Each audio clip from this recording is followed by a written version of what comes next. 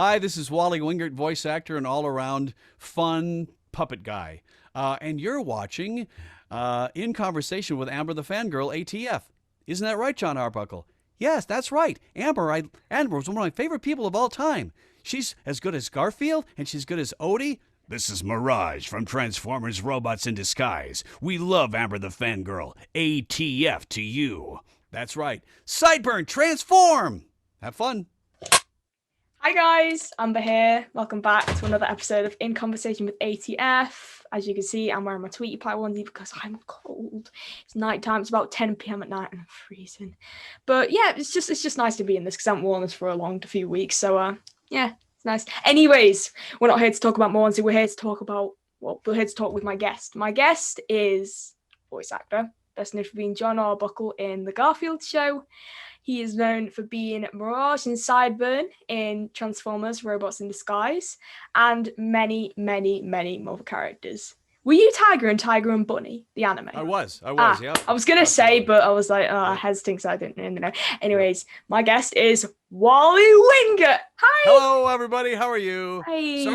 Sorry to hear you're chilly, but here in LA, it's about 85 degrees today, so I got my nice, cool sleeveless shirt on to try and stay cool, and you're all bundled up trying to stay warm. So isn't that funny how that works? Yeah, it is indeed. And it's just so nice and toasty. I've had this since Christmas, so it's been absolutely amazing. Well, it's very cute. It's I like the design of it. It's it's very nice. Don't mess with this chick. Tilt your head down. Oh, there he is. Tweety's looking a little angry there. No, this little thing on top. This always flails back and forth. His little head feathers. It's hilarious. Yeah. That's a great design. I like it. Yeah, it definitely is, and it keeps me nice and toasty. And it's got pockets as well. They're like, the sort of hoodie pockets. So I just put them in there. You can keep snacks in there. Yeah. Snacks. Yeah, it's like little birds. You just peck at it. Right. Exactly. Keep some birdseed in there. Yeah. Exactly. So, how are you, Wally?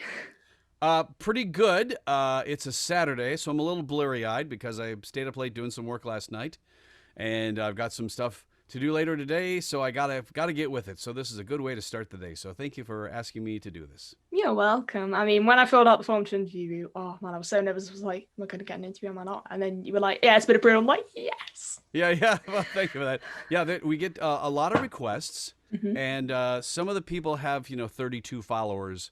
And I'd like to do every one of them, but my gang says we gotta can't do everybody's.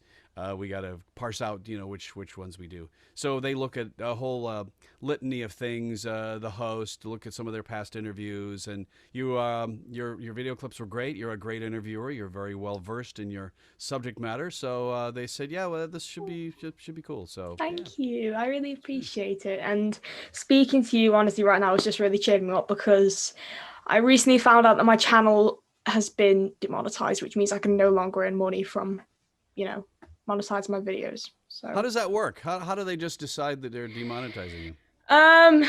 It's just one of my old videos just went up against the community guidelines, even though it's literally not been public for the past few years. It's just some spam video and down with social media. Boo, social media. I got rid of Facebook about 1.5 years ago, and I've never been happier. I don't post a lot of stuff on YouTube. There's plenty of other channels you can post on now, but YouTube still has pretty high traffic. But it's just I don't post anything really of importance. I just posted a Kermit the Frog being green video the other day. It's just really random, dopey stuff.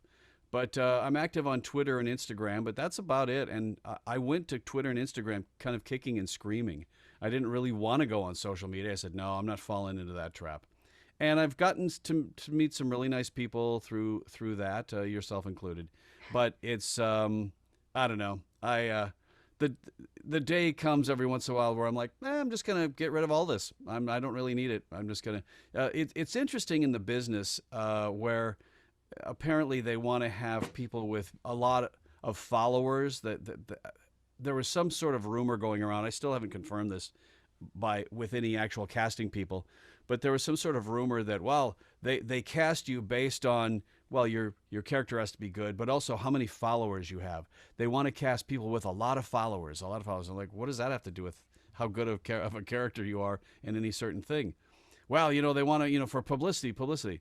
So I said, well, this is kind of weird considering that when we go into a session, we have to sign a bazillion pieces of paper saying that we won't publicize it on our social media. So it's like, why would they do that? If that's the criteria for hiring someone, why would they turn around and say, don't publicize it? So it's a whole weird thing. So I would love to see sometimes I don't post on, Twitter for like weeks and I just forget about it. And I'm like, not really even that interested. Instagram's kind of cool because I can see pictures and things of people's babies and stuff like that. But, friends have children and they're doing something interesting or whatever. Like a friend of mine just had a baby here in Oklahoma, and he's adorable. But other than that, there's really no reason to be on social media. And I've had to unfollow this past year tons of really good friends because I just don't allow politics in my life. I'm apolitical. I don't like any politics at all. I don't like any politicians. I don't like the left. I don't like the right. I don't like the center. I just want to be left alone. Just leave me alone with my puppets and my cartoons, my breakfast cereal, and don't talk politics. And just if somebody puts on just the slightest little thing that's political, even if it's just like a colored heart, I'm like, out of here because I got your message and it's just, I don't need it. So I had to really, it was a bit like playing Space Invaders. Last year with all the political stuff. I was like sitting there on my computer going boop, boop, boop, boop, boop, boop, and just deleting all of these people that I had been following ordinarily. So anyway, but that's just me. So I just don't need that in my life. But if you want to talk about breakfast cereals and cartoons and voiceover and puppets and that kind of thing, I'm all for it. But as soon as the politics comes in, I'm like, I'm out. I just don't need that in my life. And I think the very next step is going to be getting rid of Twitter and Instagram entirely. But we don't know. That day hasn't come yet, so. Wally, you're literally just like me. I can't stand it when people post about politics and stuff. And I'm like you. I don't like the right or the left. I don't take notes in American or even British politics for all I care. But yeah, I unfollow people who post political stuff. I mean, this is a big secret now, but to be fair, I find it annoying when my favourite voice actors are constantly just post about politics and stuff. It's just annoying. Amen to that. Amen. Amen. Finally, a man of culture. If you're a voice actor and you have a following because of certain roles you've done or things you've written stop or created. spamming MAGA, stop spamming Trump, Biden, everything. Just I don't like everything. Politics at all. I just don't need it. Like I said, I'm an apolitical. I just don't want that in my life. Touche. The truth comes, the truth to be known. A lot of that stuff affects my life a big zero anyway. So why bother even talking about it or worrying about it? So I just want that erased completely from my existence. So if anybody even hints around or makes a joke or anything, I'm like, I'm done. So. Yeah, like I said, it was like playing Space Invaders. I was like really, literally, pew, pew, pew, pew, pew, like getting rid of all these people who are, pretty good friends actually. Yeah. And done with it. So I just want to be left alone. So if a politician comes out and says, you know what, I'm going to completely leave you alone, I'd be like, hey, you're my favorite politician. Until that time, everybody's trying to get in my life in one way or another, and stay out, politicians. Anyway. So, I mean, I'm a massive introvert, so I hardly ever leave the house. So it's really just this YouTube channel that's really keeping me going at this point during the pandemic and stuff like that. Yeah. Well, I'm an extrovert. I love meeting people and I like to go out, but I rarely ever. I mean, if I go out and have lunch somewhere, we're usually talking about what a cap I'm wearing or my dopey face mask that I'm wearing that has my hold on, I'll show you too. This is what I wear outside, and it gets a lot of compliments and gets a lot of comments. This is my tribute to the pandemic. So I have my own face on my mask. That's so cool. And I can puppeteer it. Oh, hello. Has anyone ever asked you to pull your mask up? It's the same dopey guy.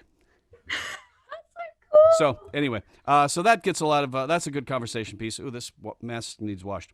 My car, my Gran Torino is a good conversation piece. I take my dog out. She's a good conversation piece. I just like talking to people about real stuff. Bob Baker Marionettes. Oh, you went there. Oh, that's really great. I love the Bob Baker Marionette Theater. My car, my Gran Torino, my stupid face mask, whatever. I just don't want to talk about any of that stuff. So anyway. But I digress. Let's talk about fun stuff. Okay. What breed is your dog? She's a collie.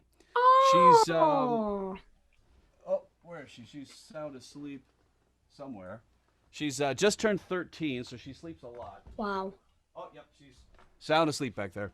Her hearing isn't quite what it used to be, but she's a collie from the Lassie bloodline. Ever see a Lassie movie? I think so. Yeah, once or twice.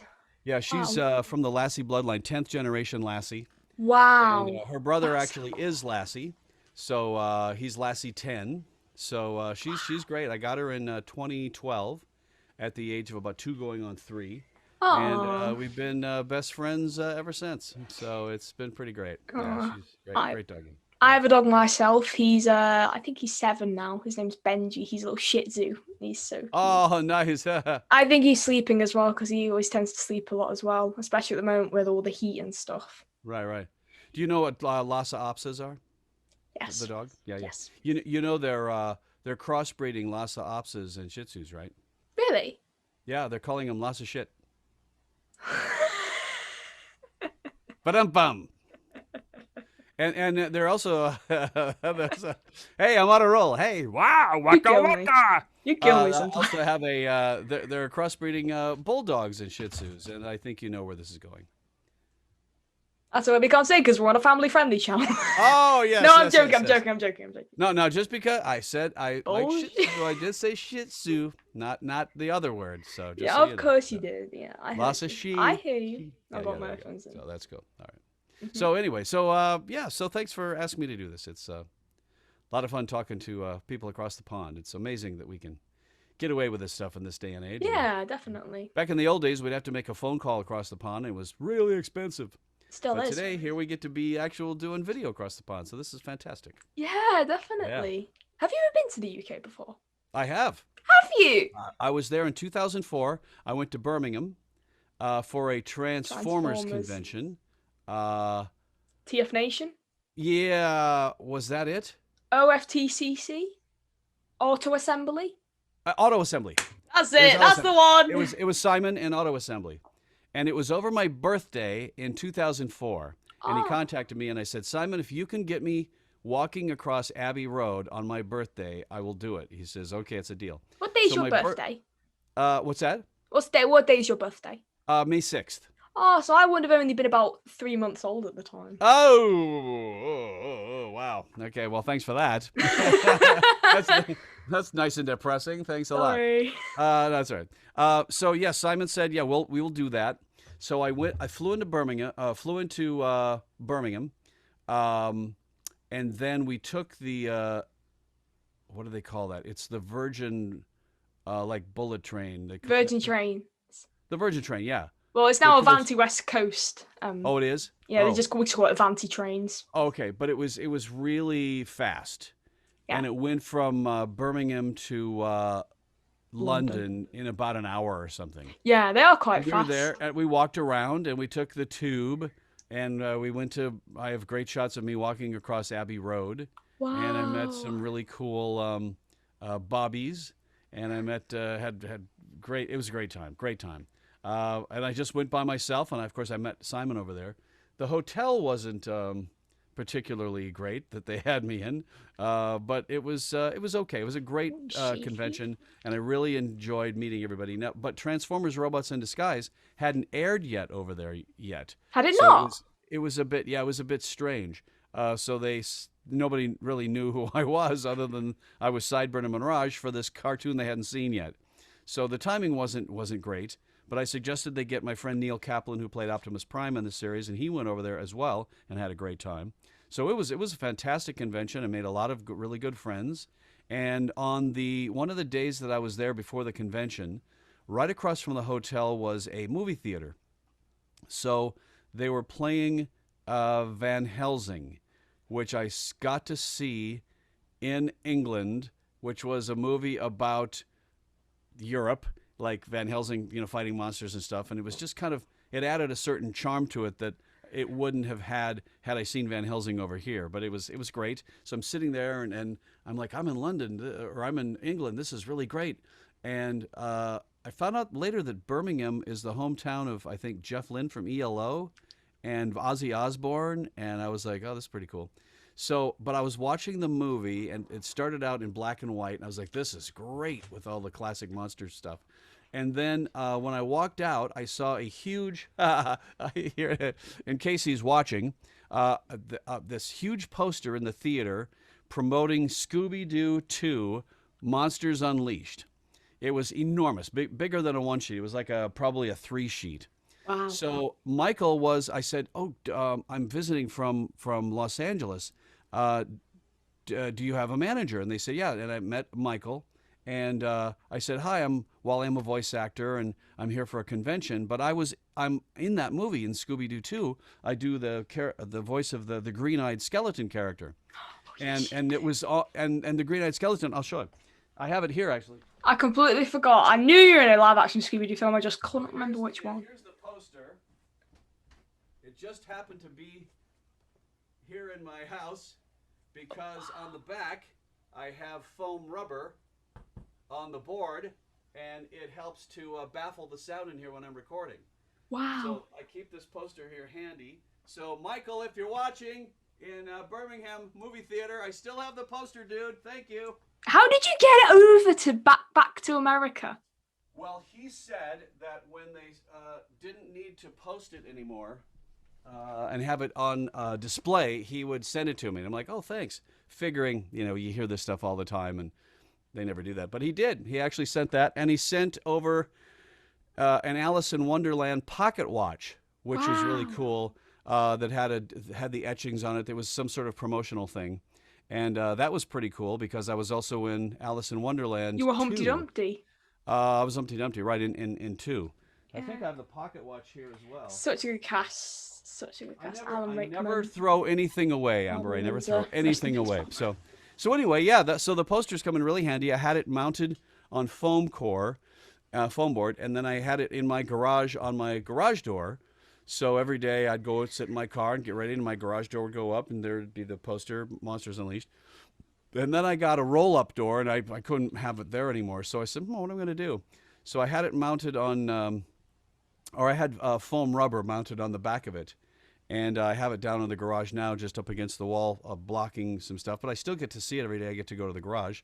But when I have a session, I bring it upstairs to help kind of baffle the sound. I also have some foam rubber here because during the record at home thing, we all had to get real creative with how we're going to. So I make a little kind of booth, and it kind of deadens the sound. That's cool. And strangely enough, this I'm giving away all my recording secrets here. So, and strangely enough, this piece here, which is decorative for a display I have, also has foam rubber on the back that I can just flip this. That's clever. And then all of a sudden I have foam rubber on this side, over the top of me, and on this side as well. So that's it clever. Just helps deaden the sound, and it does get a little noisy here occasionally, and with people running around and yelling and screaming and stuff. But and I'm not going to gut one of my closets because I have a lot of clothes and I need my closets for a studio.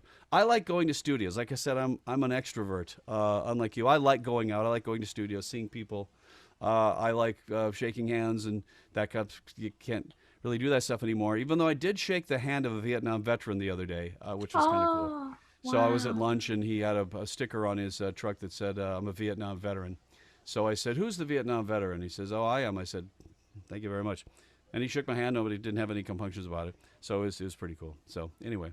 All right. Sorry, we're not talking much about voiceover, I'm afraid. But that's it's okay. Can I ask what the monster from Scooby Doo 2 sounds like? Oh, yeah. As I recall, the green-eyed skeleton there was no English. It was just... Yep.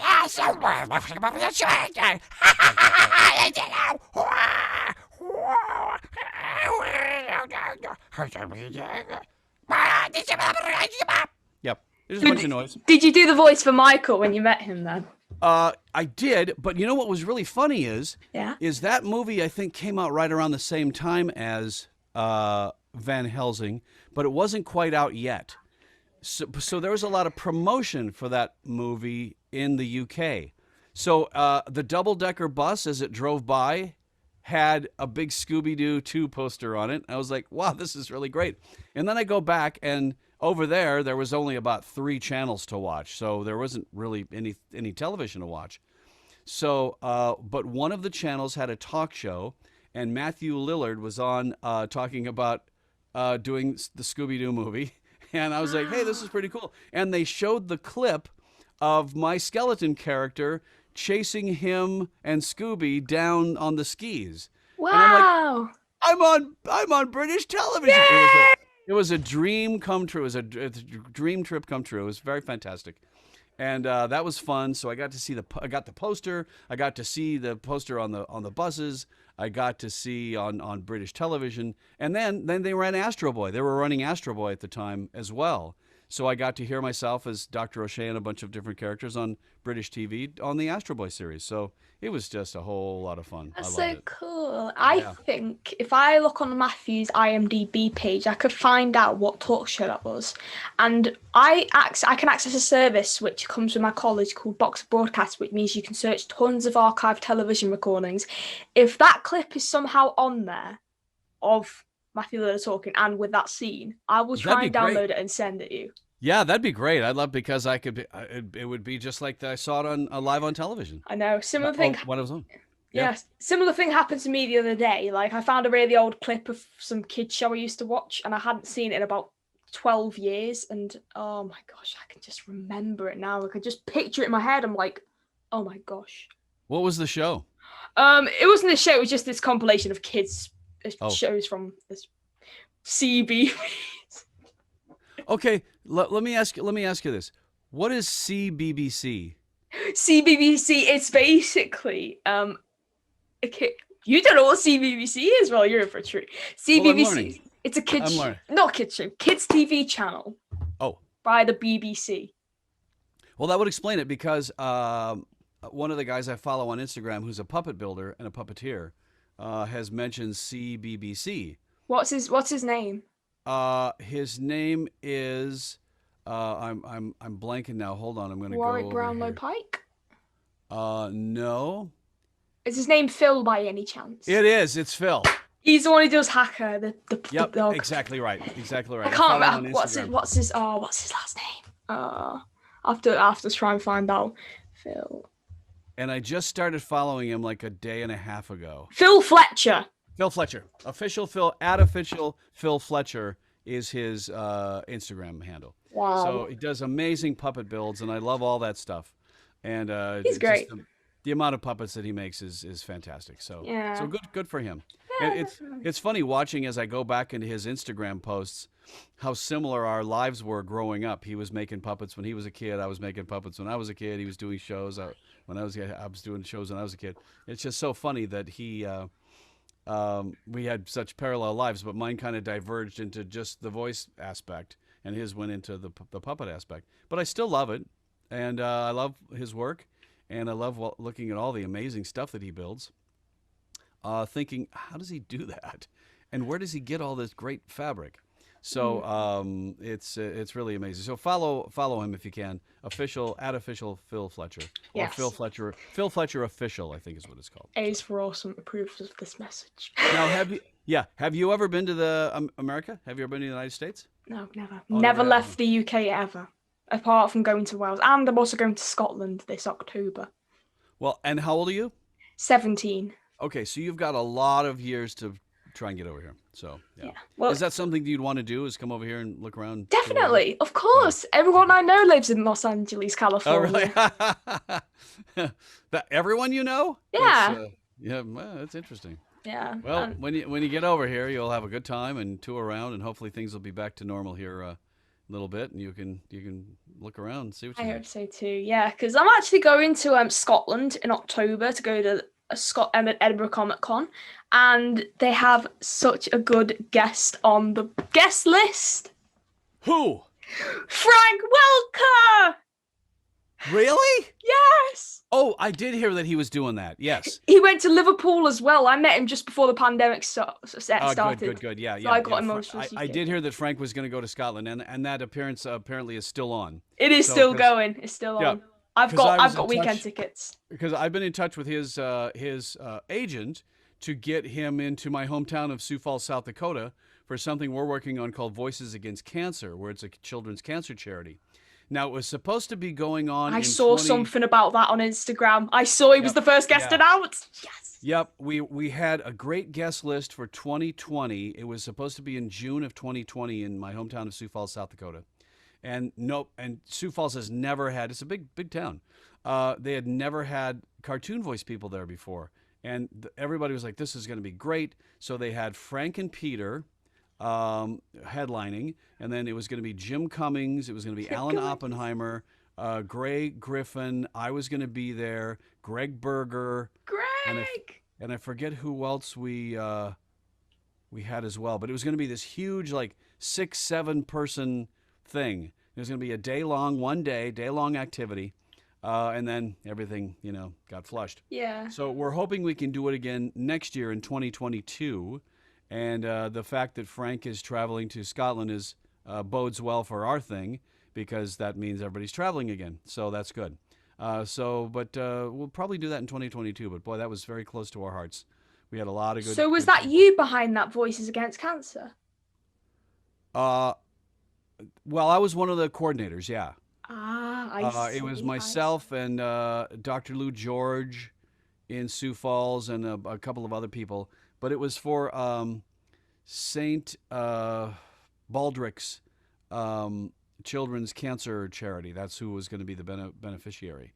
Oh, wow. That's so I have a really lovely. good friend in Sioux Falls, where I'm from, named Dr. Lou George, who is a great surgeon and a wonderful doctor, and everybody loves him. But he's a huge nerd like us. And he has a great house that built like a Dr. Doom's castle out in the country, and everybody knows it's Dr. George's house. So I call him Dr. Doom. That's my pet name for him. So Dr. Doom and I were thinking about what could we do to bring Sioux Falls some voice actors, do something. And let's do a convention. Let's do a convention of our own. He says, well, as long as it's for charity, I'm on board. So I'm like, yeah, pick a charity and we'll do it. And, he got sponsors, and he raised a bunch of money to do the show. And it was going to be a day-long activity. We're going to sign in shifts, 2 hours on, an hour off, 2 hours on, an hour off. And it was going to start at like 10 in the morning, go until 5. And then we're going to have a dinner break while everybody kind of filed into the theater. Then we're going to have a 1-hour stage presentation where everybody comes on stage one by one, does some of their voices, and then that was it. So it was going to be a great day-long activity. It's going to be a huge, huge party. But alas, life had other plans. So yeah. hopefully 2022. So hopefully we'll do that. So Yeah. fingers Oh crossed. man, you have inspired me, because I need to talk to you after so to speak. So God, it's spilled the tea. I have got such tea just steaming up inside my head regarding that Voices Against Cancer thing. I'm like, I have to Really? tell you. Yeah. Well, maybe- nothing bad at all. Well, that might be your reason to have to come over to the United States. Yeah. Well, you at home, you will never find out what's going to happen. If we do this in 2022 in Sioux Falls, South Dakota, you've got to come over. As a matter of fact, South Dakota is a beautiful state, lots to see, and they have Mount Rushmore. It's not in Sioux Falls; it's on the other side of the state, but it's a lot of fun to see. South Dakota's great state, and then you can jet around and visit, California, and visit a bunch of different places. That sounds really cool. Do it while you're young. When you're old like me, it's too late. Fingers crossed I have the costs. Right. Well, start saving now. It'll be like, what's this, 2021? You got a year to save. So there you go. Yeah. So listen, YouTube, let her remonetize her channel. Darn it, let her make some money. Like YouTube, please listen to me. This is my dream job. Really. Crazy people, you crazy YouTube. I know, ridiculous. Honestly. Let's talk. Speaking of Frank and Peter, let's talk about Transformers: Robots in Disguise. You were the voice of Mirage and Side Burn. What was it like doing recording for that? Because I believe Michael McConaughey, who worked on the original series, was the voice director for it. He was one of them, but there was let's see, Steve Kramer. I worked with him quite a bit on that show. And they had it was a different Megatron and Optimus Prime. Neil Kaplan as Optimus. Neil Kaplan, yeah. Kaplan, sorry. And it was Yeah, it was an anime series that had been done in Japan first, and then brought over here. So it wasn't an original series like Transformers was originally recorded in English and then animated to the English. This was originally recorded in Japanese, and then we dubbed it. That's his name, Daniel Riordan, who voiced Megatron. Dan Riordan, yeah. So it wasn't the kind of thing to where it wasn't the kind of money that Frank and Peter were used to for doing what they do. So they weren't included. But we were happy to do it because we were all young, kids just getting into voiceover. Neil was just new in the business. I was just new in the business, and we had a great time. So, when the toy comes out and you're like, that's my character. This is really cool. That's pretty exciting, And that was a great show. It went for, I believe, a couple seasons. How many episodes? 52? Did they do full 52 episodes of that? I think so. It wasn't just one season. I know that they took it off the air for a little bit because it was right around the time 9/11 happened. And in the show, there's a lot of buildings blowing up and a lot of chaos and destruction.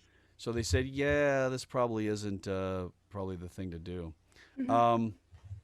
I remember when one of the planes went down, not to bring the room down or anything, but when one of the planes went down and the people on board knew what was going on, he was on the cell phone, and one of the guys that perished in the flight, I think it was 93, the ones that didn't crash into a building, the one that went down in a vacant lot, because the passengers actually fought back. It was yes, I've seen a documentary on this. Yeah. I think it was United 93 or whatever. That's it. Anyway, so his last words to his wife on the phone was, "I love you, see you later." And he told the other guys, "Let's go get these guys." And his words were, "Let's roll." So I thought, oh, that's really good. That was his last words. So Side Burn had a line in one of the Transformers series that we were doing, Robots in Disguise, where he said, "Let's go," or something like that. And I said, "Can I say let's roll?"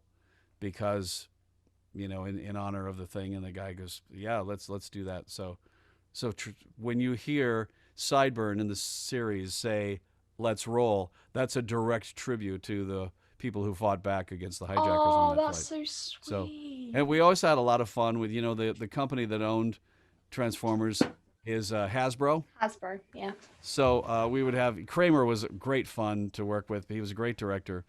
And he there was something where I think Sideburn said something like, "Well, let's go find out and see what he has."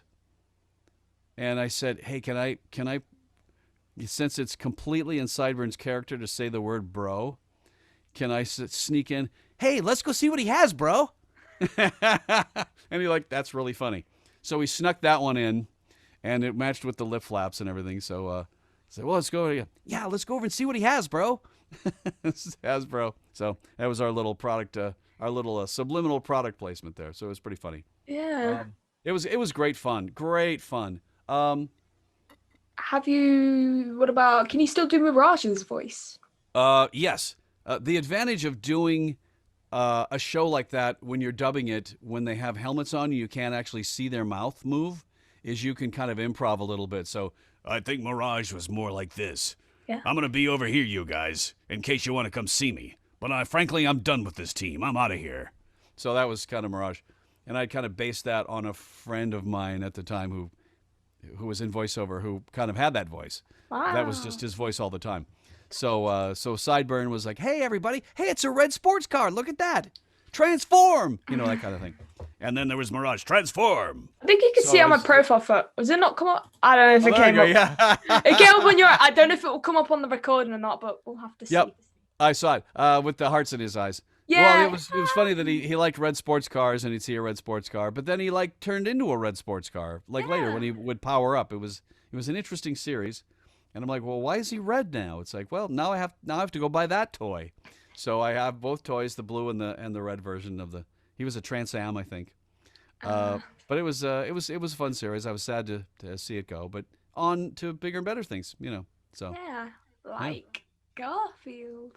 Yes. Right around that time was the Garfield Show as well. It started off with Garfield Gets Real. I grew up with that film. I remember watching it as a kid. Yeah. Oh yeah. that was interesting. And then Garfield's Fun Fest, then Garfield's Fun Pet Fest, Force. right. And then Garfield with the superhero Pet Force. Pet Force, yeah. It was interesting because normally you go in and you just read in a booth and they don't see you or anything. But this one, they actually wanted to videotape it. And I'm like, really? That's kind of odd. So they weren't actually recording like a setup like this with a microphone and a thing. They had a camera on a tripod sitting in a room, and you went in, and it was like an on-camera audition. So I was like doing all these different auditions, characters, and everything. They already knew that Frank was going to be Garfield because he had done the old Garfield show, Garfield and Friends, when Lorenzo Music wasn't available to do Garfield's voice. Sometimes Frank would just kind of sneak in there. Mark will tell you all this when you talk to him. Mark's never told me that. If I was speaking to Mark tomorrow, I'd ask him to tell me this. Yes. It was maybe it's a secret. I don't know, but yeah. Sometimes when Lorenzo wasn't available, Frank would go in and voice match him. So since Lorenzo has since passed away, they knew that Frank was going to be Garfield. So I'm like, okay, that's cool. So I'm like going and talking like Jon Arbuckle, and I'm thinking, what would he sound like? And I'm like, well, I have a dog, I have a cat. I'm just going to do what I would sound like when I'm talking to my own dog and cat. And you know how, your dog responds to a certain musicality in your voice. Yeah. If they know words, but they don't know all the words, but they identify with kind of your musicality to determine what kind of mood you're in. What did you do? That sharps and flats in your musicality of your voice. That's like, oh, I'm in trouble. But if you go, hey, how are you? Would you like some food? And then they go, then they're all happy. So there's like there's the major keys and then there's the minor keys. Minor keys mean you're mad. Major keys mean you're happy. So I'm like, okay, well, I'll just do the lines to them like I would talk to my own dog and cat. So in the old days, it was like, hey, Spooky, hey, Sassy, would you like some food? Do you want to go for a walk? Okay, let's go. So I'm like, well, I'll just talk. That's just my Jon Arbuckle. So I did that, and they're like, yeah, sure, that's great. So it's basically just Jon Arbuckle is just how I talk to my own dog and cat, which was kind of funny, and it worked. So, but it was really weird. I didn't get cast as Jon initially. Really? I got cast as another character in Garfield Gets Real. Really? It was the weirdest thing, yeah. So we went to the table read, where you all sit around in a circle and you all read it out loud just so I can see what the script is like. Yeah. So I show up, I'm like, okay, well, I'm going to be this other character. That's fine. And because I had read for tons of characters for this. Mm-hmm. So we all get to the table read, and we're looking for our scripts on our chairs to see where we're sitting. And I see a script for that that says Garfield Gets Real, Wally, Jon. And I was like, oh, I'm sorry, I'm not Jon in this. I'm such and such, but And he said, no, you're Jon. I was like, really? Because my agent didn't tell me I was Jon. She said I was one of the other characters. I'm like, so I'm Jon Arbuckle? And they're like, yeah. And I just my jaw dropped. I'm like, holy cow, I can't believe that this is amazing. It was the same kind of feeling I had when I got the call that I was the Riddler in the Batman Arkham game. Wow. I was like, I'm going to be the Riddler? Wow. My childhood dream come true. It is. And it's kind of the same feeling I got when I got, told that I was going to be the announcer of The Tonight Show. I was like, I'm going to be the announcer of The Tonight Show? There's only like 6 guys in the world who have ever done that, full time. So that was pretty cool. So dreams do come true, folks. Me this evening. I'm going to be interviewing Wally Wingert. You what? This was literally me this evening. I'm going to be interviewing Wally Wingert. Oh. Well, you're very kind. Thank you for saying that. You're welcome. But yeah, I mean, it can happen. You just have to stay around long enough. But yeah, that was kind of a surprise because I went in thinking I'm going to read this other character, and I had rehearsed the other character. They had sent us the script through email, and I had rehearsed all the other characters' lines. I hadn't really looked at Jon's because my agent didn't say I was Jon. But then I went in and they said, no, you're going to be Jon. Which other character did you read for? It was a rabbit. Randy. Yes. I think that's who I was going to be. And then at the last minute, they decided to do a swap or something. I guess Jim Davis looked at the video, since it was on videotape and it wasn't just audio, and said, Yeah, that guy's dorky. He's as dorky as Even John is, Stanton, so. who played him in the final Oh, product. right, Final exactly, product. right. Yeah. And I think Jim Davis just said, no, Wally's dorky like John is, so we'll have him be John. I don't know what happened there, but I'm certainly glad it happened. So then we did the 3 movies, and then it turned into the Garfield Show.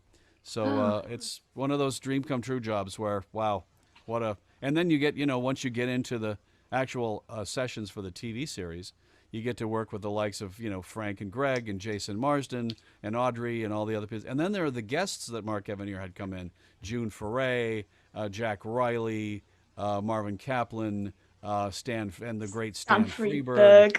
It was unbelievable. And I always tell this story, and I've told it a million times, but it was one of those great moments where, I grew up on June Foray, and I grew up on hearing Stan Freberg and his comedy albums, and I'm a huge Dr. Demento fan. I don't know if you know who that is. He has a comedy radio show, has been since I've been a kid. And I John and Marshall, all that stuff. I knew Freberg, his work very well. So there was one scene in the Garfield Show where it was John and an elderly man and an elderly woman who were sitting on a porch, and John's looking for Garfield frantically. So he passes by this elderly couple, and June and Stan were both in the studio that day. So it was our scene. It was like a page of, old man, old woman, John, old man, John, old woman, John, whatever. So we did the scene, and I'm like, okay, that's cool, because I'm in my performance mode. And then Mark comes on the talk back and says, all right, Stan, June, Wally, back to the line, whatever. And I didn't hear a thing he said after that. After I heard Stan, June, Wally, all grouped in the same thing together, and it took me out of where I was, and I said, did I just hear my name in with those 2 legends? And I was thinking about that, going, oh my gosh, I just heard my name grouped in with Stan Freberg and June Foray. This is a moment I'll never forget. Oh, and I look up, and everybody's looking at me like, did you hear that? Did you hear the direction? And I was like, what'd you say? Sorry, you lost me after June, Stan, Wally. I didn't hear anything after that because I was lost in my little world. And Mark totally got it. Maybe small too much. Yeah, and I'm like, I just heard my name. So it was one of those things I'll never, ever forget. And now I'll never hear it again because, they both passed.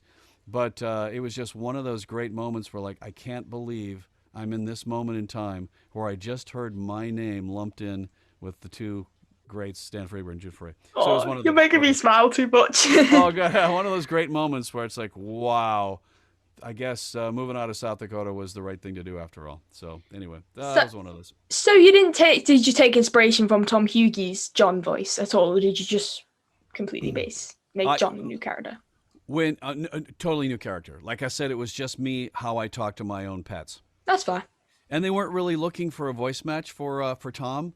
So they were gonna. I think he's retired now. Yeah. Yeah. That's why I think they just wanted a completely new take on it.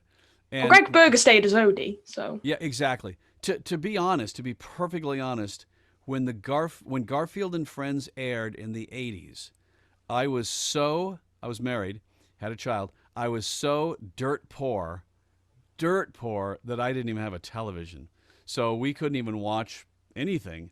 So.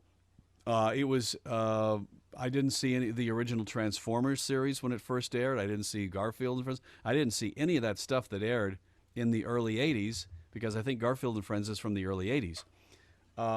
Because I just didn't have a TV because I was just that poor, and I didn't know you were a dad. You said you had a. Oh yeah. No, I have some kids. Yeah. Yeah. So it's from a long time ago, but I was just a little older than you when I had them. So it was a long time ago. So they're fully grown and fully they're professionals now and on their on their own. So but it's cool. But yeah, the Teddy Ruxpin, all that stuff. I remember that. I do remember watching some videotapes of some reruns of the Batman TV series from the '60s on videotape. But we didn't really have a TV. I'd have to borrow a TV from the radio station I worked at for the weekend. So everybody clear out on Friday because I was a radio DJ, and I would sneak in on Friday night, and there was a television monitor there that they would use for something that they were doing, and I'd take all the wires off the back, and I'd unplug it, and I'd sneak it out into my car, and I'd take it home. I mean, it was, I wasn't stealing it. I was just borrowing it. And of course, I had to make sure that it was back at the radio station, Sunday night. So and hooked up exactly the same way. So when they came in on Monday morning, it all worked. But that was my only chance for television. So it was but those days make you appreciate the fat days, the fat and happy days. Those lean days help you appreciate those days. So yeah, I mean, now had I not had those, I probably wouldn't have the same appreciation for stuff that I do now, because you always have to kind of see the bottom in order to appreciate the top. Yeah. And so I'm really appreciating the top, all the stuff that's happening and going on. I'm really appreciative of. So God bless you. yeah. So anyway, but everything in life works out the way it's supposed to, and I was meant to go through that for some reason, and here we are. So anyway, but that's exciting. Yeah. And now you're sitting here talking to the world famous ATF. Well, not nearly world famous, but you get what I mean. Yeah, right. Well, Yeah. my dog thinks I'm famous. Oh, bless. Where is she anyway? Is she awake? Still sleeping. No, I took her outside, and she wanted to lay out on the grass and enjoy the sun. And I'm like, come on, we got to go. Mood. I was looking at the clock going, Big fat mood. So, I just love she's around. to blame for me being late, because she wanted to go sunbathe. It's okay. It's okay. That's all right. My old elderly dog. Aww. Can I ask my big question now? Oh, okay. What's it like to work with Frank Welker? Yeah, terrific. It was a wonderful experience, and he's the greatest living voice actor. And anybody who says anything different is delusional. But it's No, I say something different. I say he's literally on top of the hill, Mount Rushmore, gold, king. Oh yeah, saint. Yeah. Well, I know he's the greatest living voice actor, but he's also probably one of the greatest of all time. He's up there with Dawes and Mel and the other guys. June. Exactly. So, yeah, it was, and you couldn't ask for a nicer guy, considering that he's gotten all those credits and has done all that he's achieved, and he's just the coolest guy. And he always signs his emails, "Love, your cat." He still thinks I'm his cat, or he's my cat, which is very cool. So, yeah, You're still in touch with him? Oh yeah, I'm emailing him every once in a while. Well, I initially talked to him about this Voices Against Cancer thing. Yeah. And I told him that my friend Dr. George was a huge fan of his, and he's like, "Oh, that's very nice." So I showed him pictures of Dr. Doom's amazing castle house, and he's like, "Wow, I'm in the wrong business." And I said, "Yeah, well, maybe not, but yeah, it's, surgeons have a lot of stress, so you're in the right business." So then I find out that he and Peter, this is in 2019, in March of 2019, were attending the Las Vegas Toy Con.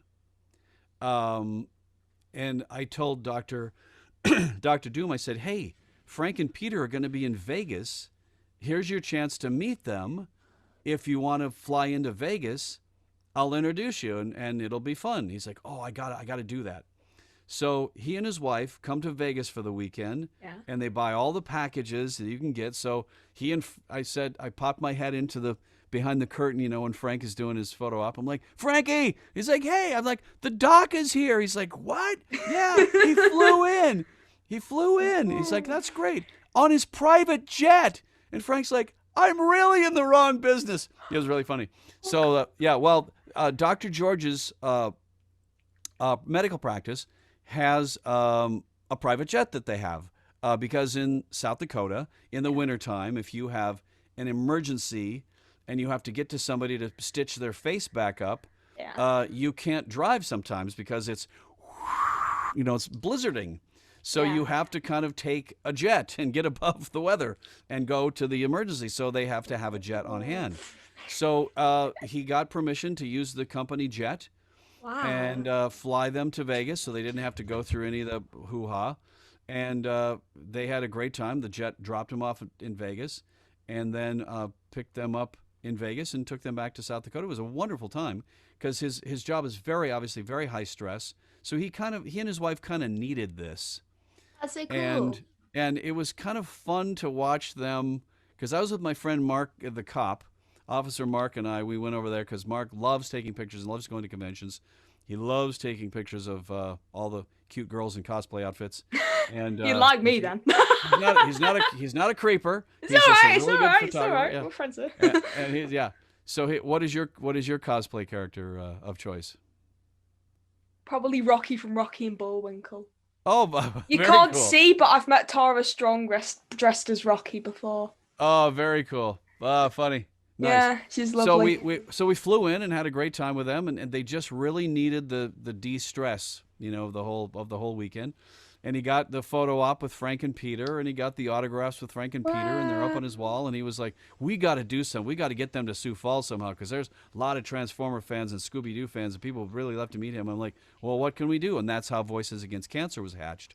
But he had a great time, and Frank enjoyed meeting him, and now they're fast friends. So all I got to say to Frank is the Doc, and he knows exactly who I'm talking about.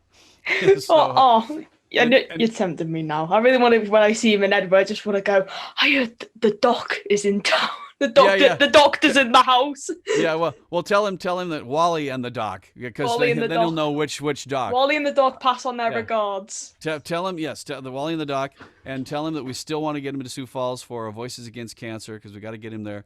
And Frank will love Sioux Falls because he's exactly like the type of people that live in South Dakota. He's humble and he's nice, and he's just a regular guy, and it'll be fun. Speaking of, and we'll see you there. You have to come. All right, I'll try and persuade my parents. Well, my dad, because he's always takes me everywhere. But yes, I do want to come, definitely. Yep, that'd be fun. That'd be a good time. And you'll love South Dakota, so. I always wanted to visit America. Hey, do you know, speaking of private jets, Frank's a pilot, right? He flies. I do. He owns a Bonanza plane. Right. That's why he said private jet. Wow, I'm in the wrong business. So, because he liked that. So, but anyway, that was one of the things about Voices Against Cancer is that none of the actors would have to fly commercial. They would, they could all fly on the private jet. Doc would send the private jet for them and pick them up, and they wouldn't have layovers anywhere. They wouldn't have, whatever. They could just fly from Los Angeles directly to Sioux Falls, not have to worry about. Because the flight actually from Sioux Falls to Los Angeles is really only a couple of hours, as opposed to when I have to go back, it's a couple hours to Denver, then you have a couple hour layover, then another couple hours to get to South Dakota. So it's a day-long thing, so you kind of show up exhausted. But with the private jet, you don't have to worry about that because, you get on and you in LA and you get off in South Dakota, and there's no in between. So it's pretty cool. I remember Stan Freberg telling a really great story in Frank's presence about when Stan was on a commercial flight. Yeah. And there was all these other voice actors and famous people. Wow. And he said that, I think that Lorenzo Music was on there and all these other people. And it was all these really top. I want to fly that plane. Yeah, really, exactly. But this is like in the old days, And he said they hit some turbulence. And everybody was like kind of worried, like, is this plane going down? But it was all like big name people. And Welker, to try and lighten the mood, he said, "If this plane goes down, there'll be a lot of work for Frank Welker." I mean, he can voice double everybody, And somebody who wasn't in the celebrity thing, it was just a regular person, says, "Who the hell is Frank Welkman?" Frank Welkman. So that was a really funny story. So who the hell is Frank Welkman? That reminds me of a Tumblr story. There's this little thing that's going round about, how Frank makes these lion noises with the metal bin on his head. Well, not on his head, but by his mouth. Yeah. By his mouth. Yeah. I mean, in the latest Scooby Doo episode where everyone guest stars themselves, he put it on his head. But anyways. Oh, funny. So he's doing these voices, and then they put it on Tumblr saying it's not a real lion, it's a guy called Frank Welker. And then someone goes, "Lions are not as powerful as some guy named Frank with a trash can." And everyone went wild in the comments. He's like, "It's not just some guy named Frank. This is Frank Welker. Put some grace and look on his name." I want to be more like Frank. I want to be more like Frank in that he doesn't do any social media. He doesn't do any of that stuff. He can't be bothered with any of that stuff. I couldn't live without social media. I've been brainwashed. Yeah, I would like to just throw it all away, frankly. Frankly, get it? If you'll pardon the pun. Yeah, if you're pardon the pun. He has email, and he reads his email, and that's about as far as it goes. But he's not on any of that stuff because he just doesn't care. He's got other stuff to do. So, so good for him, and I think we should all strive to be more like Frank and have happier lives. So, anyway. Everyone, my fans of ATF, I urge you to go out of the house. Not go out of the house because I don't know if does Frank go out a lot? I don't know if he goes out a lot, but he's out and about. I've seen go him out and about and be more like Frank Welker. Yes, be more like Frank. We should have T-shirts made up. Be more like Frank Welker. And on the back, you could put, "Who the hell is Frank Welkman?" So wait, was Frank on that flight with Stan and Lorenzo? No, that's why he said if this plane goes down, there'll be a lot of work for Frank Welker. Meaning that if Freeberg goes, if they all die, right. Sorry, I thought you meant he was there. He can voice match all those people who passed away. So that was Freeberg's way of kind of lightening the mood. So yeah.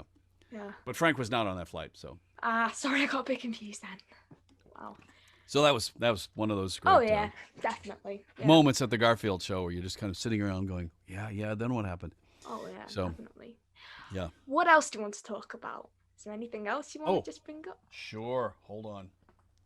This is my true love. This kind of stuff. Here we go. Is that It's not Oscar. I thought it was going to be Oscar the Grouch. No, but I'll tell you a funny story about that. Hold on a second. Wow. Mana. That's so cool. Mana. Oh, yes. Mana. Oh, yeah, I forgot you built pockets. That's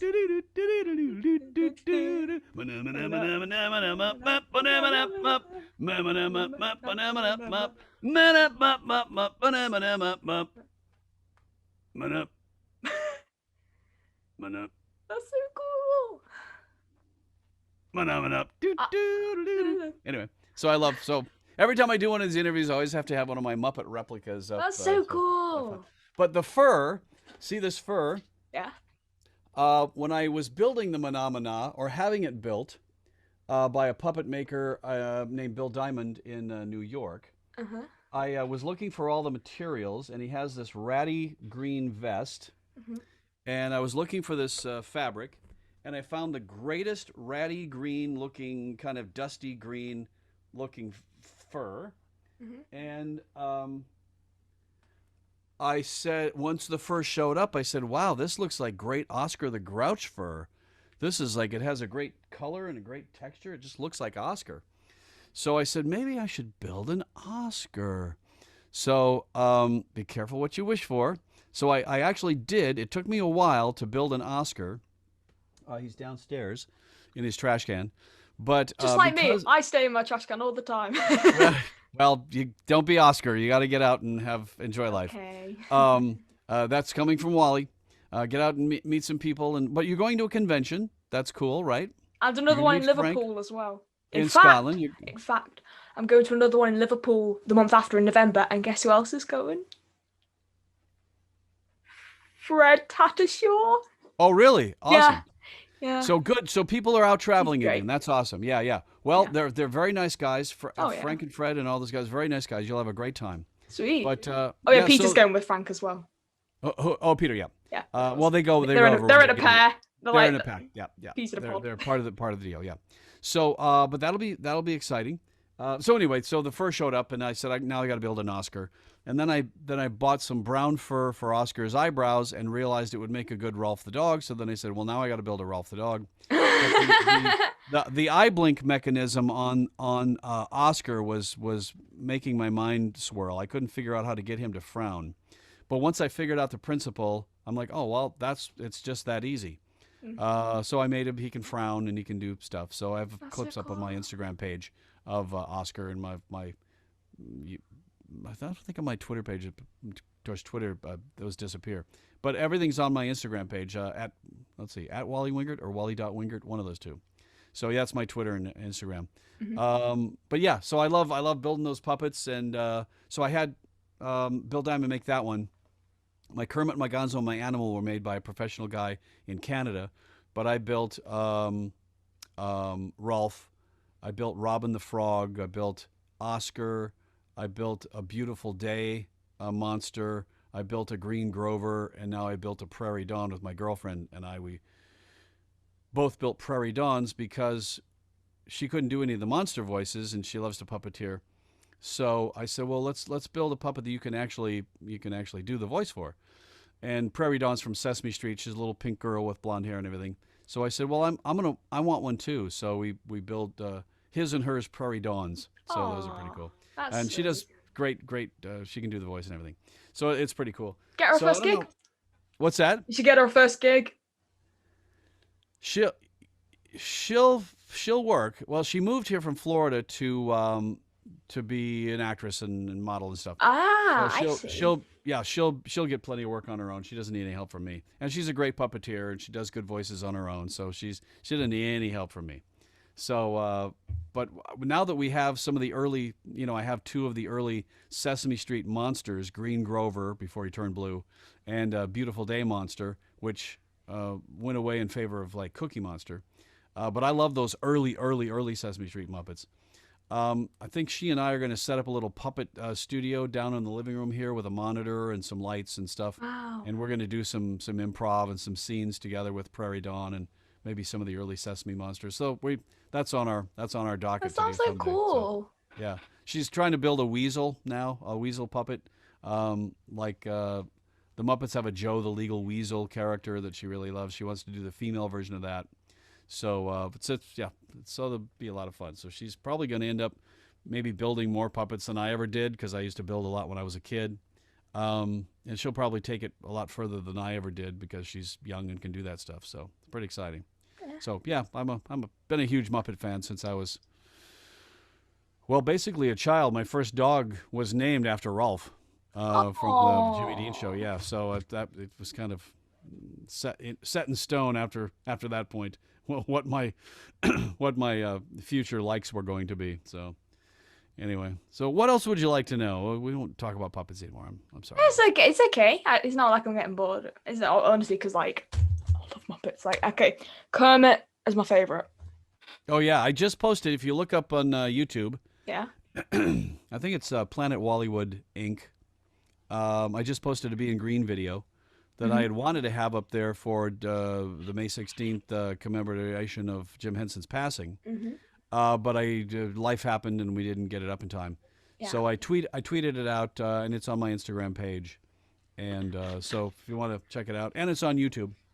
It's my version of Being Green, and Michelle did my girlfriend did the camera work, and my friend Chris did fed the audio to me through his phone through a Bluetooth speaker, so I could hear it as I'm operating Kermit. So pretty fun, yeah. I So think they've just brought Sesame Street over here to the UK because I remember it coming on the UK like on this channel not that long ago, about a year or two ago.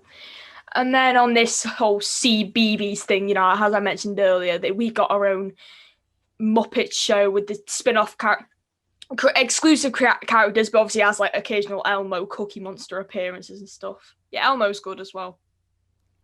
yeah, I was never into the Elmo days. That was long after my time with Sesame Street, but I loved the early I'm a Cookie Gen Monster. Z.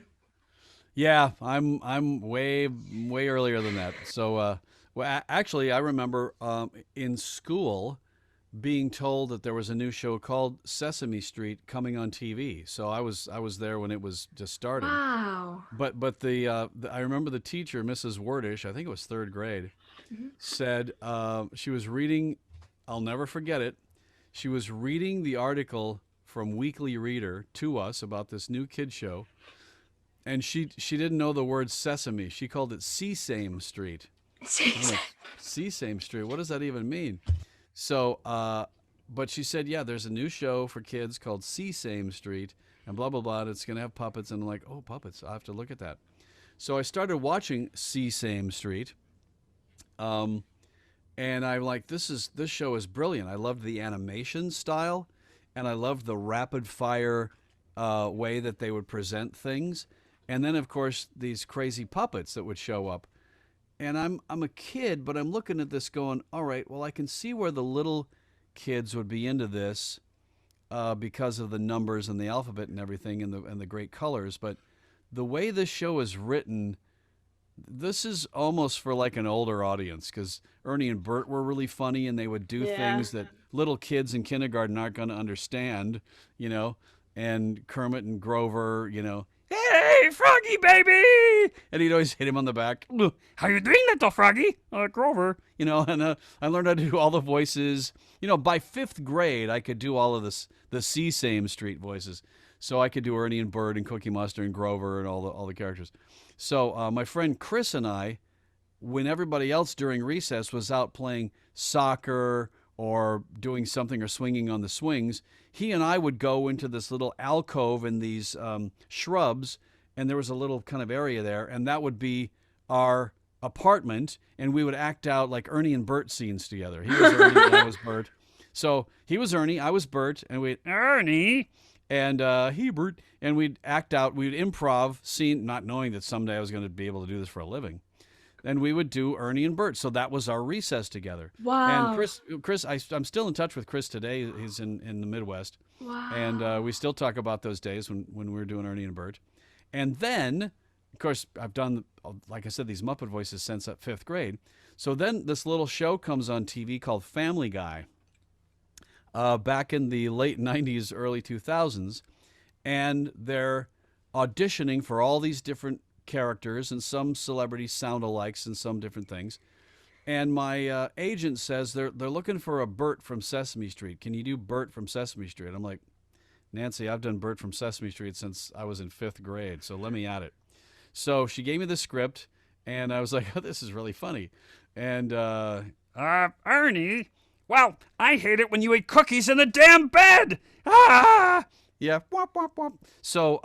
So I got the job. So that was my first job on Family Guy, was doing Bert from Sesame Street. And so all that training with Chris in our Ernie and Bert apartment when I was in 5th grade eventually paid off. So that's pretty cool. And all the puppeteering that I used to do as a kid when I was, 5th grade, 6th grade, and up through I was 19, 20 when I was 21, when I kind of stopped doing puppets. Paid off because I got my SAG card by being on the Murphy Brown show as a puppet character named Kelbo, who was kind of like Elmo, but not really. So that's how I got my Screen Actors Guild card was doing that. So I relied on my puppeteering skills to get into the guild. So it all works out. So whatever talents that you develop at a young age, you'll need them later. So pay attention. So your interviewing skills right now that you're developing as a young person will pay off later when you become a big journalist on the CBBC. I'm sure you'll have your own show. Amber's House or Amber Lane or Amber Waves or something like that, and you'll have all kinds of puppet characters show up, and maybe you'll work with Phil, and he can do a puppet sidekick for you. And I'm just spitballing here. But, yeah, why not? Have your own show on CBBC. Phil, if you're out there, please listen to our ideas. All right. Phil, pay attention, Phil. So, so I love looking at his Instagram page and seeing all the stuff that he's up to. So, very cool. So, yeah, that's my prediction for you. That's going to happen. Bound to happen. Thank you, Ollie. There you go. That reminds me. You're going to have to leave the house sooner or later, though. You're going to have to get out and about. So. Okay. Actually, speaking of Bert and Ernie, I just remember this really funny joke. It gets me every time. How do I look, Ernie, with your eyes burnt? He's wearing like a suit. yeah, basically, Bert's dressed up really fancy out and he goes, oh, how do I look, Ernie? And then he's like, with your eyes burnt. It kills me every time. Well, that's what was so great about the Muppets is the humor was so dopey, but for them it worked. Oh, and Jim Henson even said many times when the writers would come to him with stuff, what do you think of this line? He's like, well, it's pretty dopey, but it works for the Muppets. So it's like, works for us. There was all kinds of references we used to have as kids to different Muppet things, and like I said, when the Beautiful Day Monster showed up on Sesame Street, it was a lot of Henson's original puppets that he had made with Don Saleen, the puppet builder, for his own stuff that he was doing on the Ed Sullivan Show and some of his appearances. So he just took a lot of his characters and moved them over to Sesame Street. But as Sesame Street went on, they started developing characters specifically for Sesame Street. So that's what I liked about the Beautiful Day Monster. I don't know if you remember seeing him at all. He was kind of a lighter blue, but he had kind of like a beak, like a blue beak, and he had this big lip, this bottom lip and he had these frowning eyebrows where he could frown, you know. It was really cool. So I love the Beautiful Day Monster. But then they kind of worked him out after the first to second season, and then they changed Grover to like a blue, to be blue as opposed to green. Mm-hmm. But I like those all those early Sesame Street, because I remember getting a Sesame Street record album when I was a kid.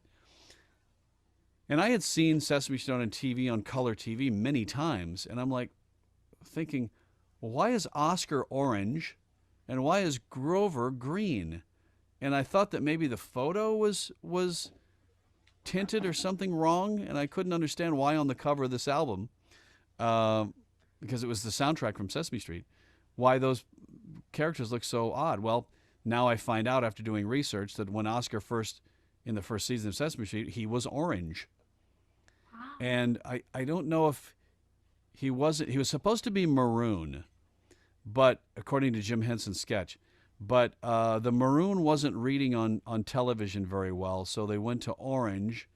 But for some reason they didn't like the orange because it didn't look right or something, or they couldn't find the same fur to make more of them or something, so they turned him into green. And the explanation was that during the break between season 1 and 2, Oscar had gone on vacation and had bathed in the murky waters full of algae and full of green muck in some lake. And that was his vacation, you know. And apparently the green water had turned his fur green. That's how they explained it. And then Grover turned into like blue. So it's amazing watching the genesis and the transformation of all of these characters as it goes through. But yeah, I love the old Sesame Street characters way before, you know, Elmo or any of the other stuff. So, but that's just me. It's you know what you grow up on. Yeah. And I liked asking people, who's your favorite James Bond? And 10 times out of 10, it's the James Bond that they grew up with. Because I'm like, really? I didn't grow up with any James Bond, but mine is Roger Moore. Mine too. That was my favorite one. But I talked to a guy the other day who said that his was Pierce Brosnan. And I'm like, really? He was the worst. And he's like, oh no, he was great. And I'm like, well, did you grow up with him? Oh yeah, that's when I grew up. Like, that's it. So yeah. So those are the Muppets I'm more closely attached to, is the ones that I grew up with, and then the ones that came later, I was like, man, not so much. But yeah, it's just interesting to watch that. But I digress. We're not really talking much about voiceover, are we? So we don't have to talk about voiceover. We can talk about anything. It's not just related to voiceover. Oh, good. That's why it's called In Conversation. We're having a casual conversation. Yes, very casual. You got your Tweety hoodie on, and I got my sleeveless summer shirt on, and I'm going to go out and sweat a little bit here pretty soon. We're going to drive my Gran Torino down the street, do some shopping, and nice. It'll be fun, yeah. In fact, I've just remembered, right? So America had Sesame Street. Britain had this show called Rainbow. It aired from 1972 to 1992, so it only lasted about 20 years. But it was like this house had the presenter, and then these two puppets are called Zippy, who was some sort of yellow marsh, and then Georgie was like some pink hippo, and then Bungle, this the actual like dress up like teddy bear thing, like an actual costume. And sure. Yeah, it was just very big, it was just huge, popular. Wow. And everyone called it Britain's answer to Sesame Street. So yeah. Well, there's a new documentary out. I haven't seen it yet, but I can't wait to see it, called Street Gang. Oh, really? It's about the creation of Sesame Street, and there's like a lot of great footage in there that you've never seen. So the thing that that you never got to see back in my day was you never got to see the puppeteers actually with the puppets on. They kept that real on the down low. You either saw the puppets or you saw pictures of the puppeteers, but you never saw them actually doing any of the manipulation. Wow. Which I always wanted to see, and I hungered for that kind of stuff. Well, now you can see all kinds of footage of Jim and Frank sitting there with the puppets on, looking at the monitor, working the rods, doing this stuff. And it's fascinating for me to see how that actually works. Jim Henson did do like a 1 hour special for public television before it was public television out of Boston, where he talks all about puppets. And he shows you the camera angle from the front where you just see the puppets and they act out a scene. And then he says, and now I'd like to show you the same scene, but with the camera from behind the set. So then he played the same scene again, but you're watching all the guys behind the thing running around doing the puppets, looking at the script on the wall, tape, stapled to the wall, and blowing stuff up with powder. It was fascinating to see. I would have loved to have seen that as a kid, but I was just kind of going off based on what I imagined that they were doing underneath, below the frame. So, but I started studying them and realizing that, oh, I see. Okay, so his arm attaches here, and his elbow is here, and his hand has a live hand in it. But you never see this part of the elbow because there's a tube, there's a sleeve that comes down, and that's where the puppeteer's hand goes up into the live hand. So there's nothing here but stuffing in the bicep area, but the live hand is here. I get it. Okay, Cookie Monster's not that way, but Ernie and some of the other live hands puppets have that sleeve coming out of their elbow. So I'm like, I get it. Okay, I get it. So yeah, I drove my folks nuts with all sorts of puppet craziness when I was a kid. So wow. But it all paid off. So it all, in some way or another, because I got hired on Family Guy. So there we go. Yeah, exactly. And then after that, I did hundreds of voices throughout the course of that show. So I was blessed. So yeah, what a lovely way to wrap up this interview. If you want to wrap it up now, we could keep going. Whatever you want to do. If you have more questions, I'm here. I don't have to go until another half hour. So it's up to you. Oh, that's fine. I'll probably just ask you one more question, then end it, and then I usually just pull some of them aside and then just talk to them about a few more stuff. That's okay. The extended cut. Cool. My final question would be, what would you say to your younger self? Of course. Well, the thing I would say to my younger self, I can't say in public. Oh, sorry, of course. So let me think of what I could say in public to my younger self. Yes. Write more stuff down in your experiences. When we're young, we live experiences, and we're enjoying those experiences, but you'll want to remember more details about those experiences later that you sometimes maybe might not be able to recall. Even if you have a really great memory. I have a pretty good memory. But there are still some details that I would love to know about some of the past goings on. And I'm thinking, how did I do that? For example, I had a paper route. I was a chubby kid. But when I got a paper route, I was walking miles and miles every day for the paper route because I wanted to make some money. Well, I got, really super thin. Well, that was the summer in South Dakota. So that worked out pretty well in the summer because it was a nice day and you hauled papers around. But what did I do in the winter time when it was blizzarding and snowing and I couldn't do that? How did I get around? And I don't have any recall. And my mom's like, well, how would I just wrap up in one of these? Maybe, I don't know, but I would have had to walk all this way in a blizzard to deliver these papers, and I just don't have any recall about that, how I even did that, because I was just locked into the moment at the time. I got to get these papers out and make my money and do my thing, whatever, and get home and watch Mickey Mouse Club or Dark Shadows or whatever I wanted to watch. Mm-hmm. Yeah. So yes, take better notes. We didn't have any of the devices that you kids have today to monopolize our attentions, thank God, because we would go outside and play and have adventures and do things and whatever. But today I see a lot of people just wrapped up in these devices, and it's like, kids, put them down, live a little, have some experiences. These devices are going to go away someday. Go live life.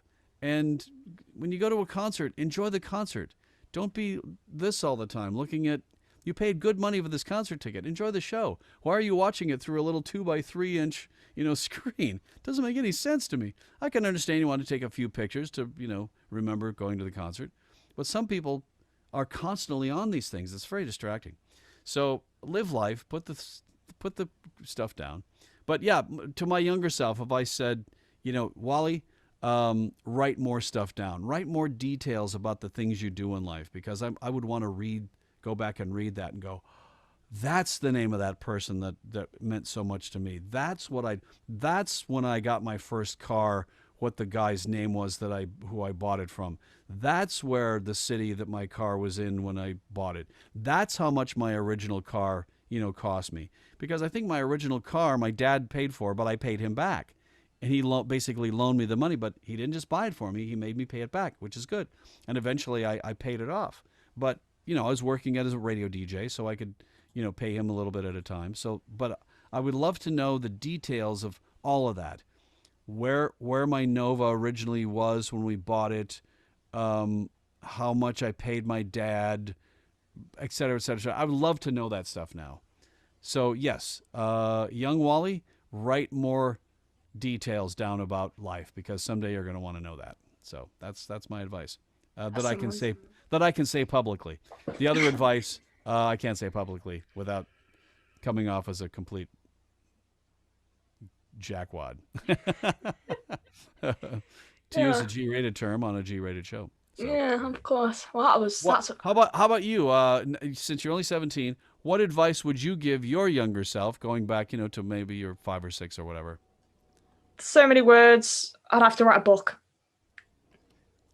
Well, I just that plays right into what I said. Write it down. Write everything down. If I could say, I'd probably say just be yourself. Don't the amount of friends that you have, even if it's 0, doesn't define how much of a nice person you are, because I grew up hardly having any friends, and it made me feel quite depressed. And I was bullied in high school, then I was homeschooled because my parents pulled me out because of how bad the bullying got. I spiraled down into a thing of depression, mental health issues, suicidal stuff, and then and then out came this, out of the blue, just these Hanna-Barbera cartoons. They technically saved my life. And here I am today doing interviews with the voice actors I love and I've grown up with and who saved me. Really? Dreams come true, right? Like I said earlier. Yeah. Right? Yeah. Say it with me. Dreams come true. There you go. So, because I had never gone through the stuff that you had gone through. I was bullied as well. I was a chubby little kid who didn't play sports and liked to dress up as vampires and do stuff and run around in costumes when it wasn't Halloween. And in South Dakota, they didn't really understand that. Like, why is your kid dressed up as a vampire? It's the middle of summer where it's not Halloween yet. My folks are like, well, he's creative and he's a performer. So, but they totally understood.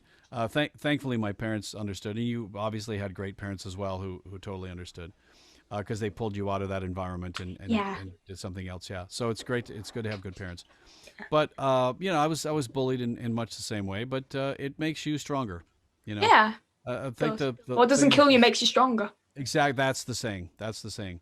So you and I are both survivors. We survived all that, and we lived to tell. And here I am. To tell the tale. Oh, yeah. Everything I love, including puppets and Batman and Robin is back there and everything. And you're talking to the people that you love and just, go out and live a little more. But you're going to conventions. Now, when you meet Frank, are you going to be dressed as in cosplay as a character? I'm kind of deciding, right. Have you ever heard of a game called Untitled Goose Game? No. Oh, well, it's basically a game where you control a goose and you have to just ruin everyone's lives. And I live that every day. I don't have to. When I met Frank, I was dressed as that goose. Or I can go as Rocky, like I did with Tara. So I think I'm probably going to lean towards more Rocky, to be fair. Yeah. No one recognizes me, but I just like wearing it because you need a Bullwinkle to hang out with you. Do you have a Bullwinkle that you? No, you just Rocky. Well, Rocky can't be on his own without Bullwinkle. Yeah. Bullwinkle was captured by hunters, so Rocky managed to get away. Oh, yeah. But before there was even such a word as cosplay, I used to dress up all the time as, Batman and Darth Vader and Superman and different Oh, characters. nice And that's when I do conventions. I have a panel. Well, it's not a panel discussion. It's just me. I do a talk and I show pictures and I talk about how I was cosplay before cosplay was cool. Where back when it would get me beaten up, basically. And there was not even a word for it yet. But I would just have these costumes and I'd want to go out. And the idea was to somehow make people happy and want them to take pictures with you and do all kinds of stuff. But again, people, in South Dakota didn't really get that at the time. They'd look at you and go, "Why are you dressed up as Batman in the middle of summer?" Nobody would kind of understand that, but I'd stay in character and of course I didn't have a Robin at the time, so I'd say, "Robin's in school right now. He'll be out later in his secret identity, and we'll fight crime together." And then eventually I got a Robin. Oh, wow. And we did that together. But, sometimes people had a difficult time understanding why Batman and Robin were walking through the shopping mall in the middle of the afternoon on a June day. But it was fun. So I tell a lot of those stories, and I have photographic proof of all of this stuff. Thank God my dad was into photography and took lots and lots of pictures.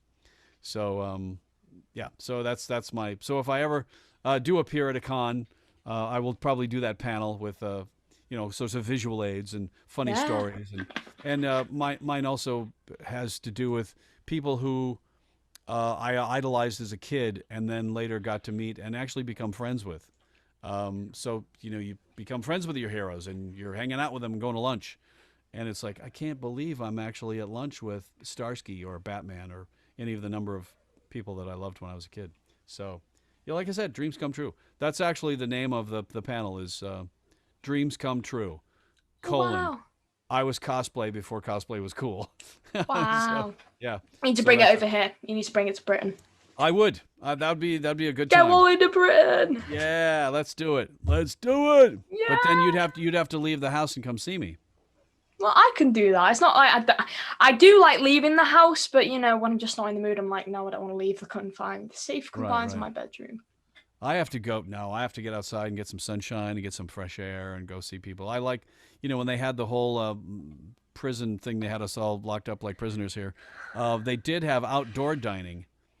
And I was like, that's fine. I eat outdoors all the time anyway because I prefer it. I like the fresh air and the sunshine, and I like that. So I was completely cool with the al fresco or whatever they called it dining.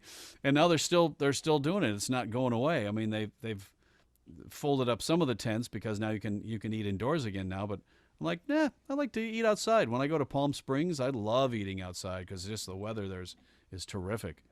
So yeah, get out more and enjoy life, and take your dog for a walk. And I wish I could see your doggy there, but he's still asleep. Of course, it's late. I'll go. I'll quickly go see where he is. Oh, go. Okay, good.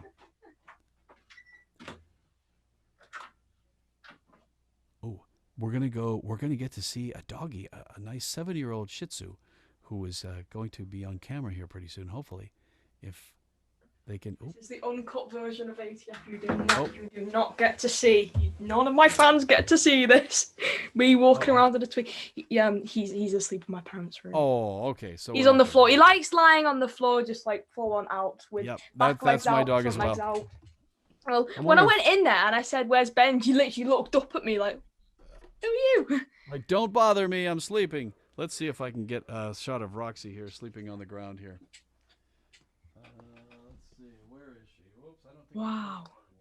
Nice place. Thank you.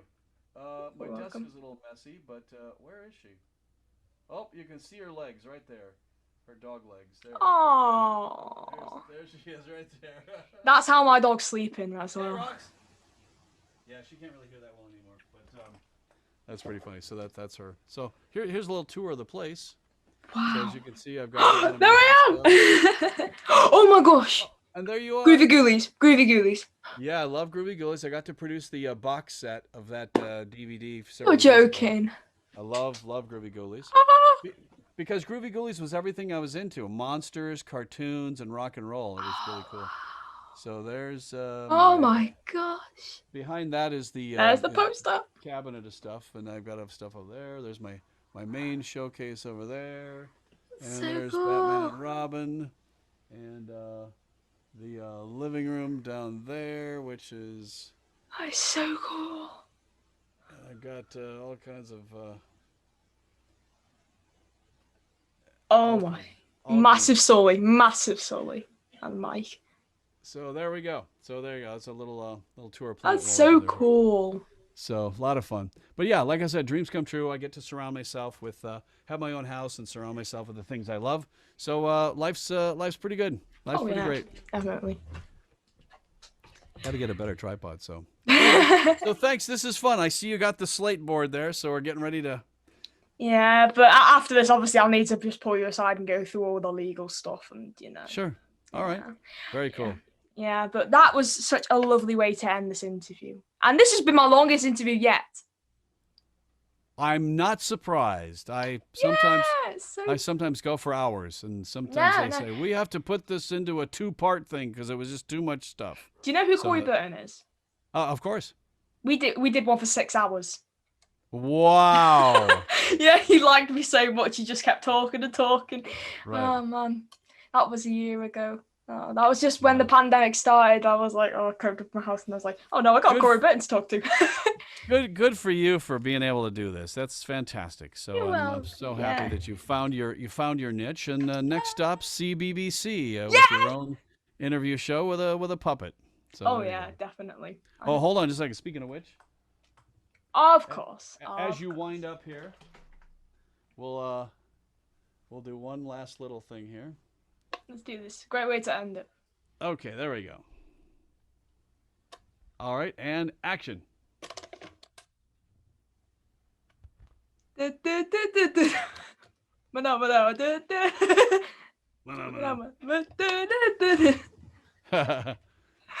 I thought you were singing it. I was like, oh, what's going on? Oh no, I was waiting for you to sing it. Oh, I don't know the full thing. All I just know is because you're doing the wrap up now, right? Yeah. Oh, okay. So, all right. Yeah. I'll kind of dance out as you wrap up. Okay. You want some background music while you do that? Yeah, sure. Okay, here we go. I'll be quiet so you can wrap up. Thank you so much for watching this. Wally, where can we find you online? Are we done? Wally, where can we find you online? Oh, online. Oh, yes. I said, quiet.